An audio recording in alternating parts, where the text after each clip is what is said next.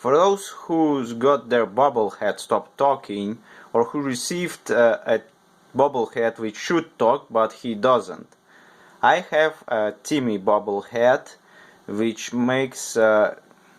says Timmy when he's pushed, like that. But he wasn't talking when I received it. So the problem was that there is this huge magnet which is attached to the speaker underneath. Okay, it's right there. You probably can't see it, but it's there. You'll probably hear some noise, like something is loose inside of the bobblehead. So there are huge chances that it's this magnet.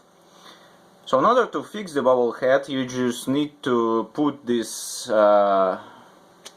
thing off. It's glued really well. I've had to put a lot of pressure on it. And then reattach the magnet to the speaker. And that's it. The bobblehead will start talking again. And it's real easy to break for this magnet to detach, because it's just sticked on the glue, and it's real heavy and big actually. So I hope this will help other people who got the same problem.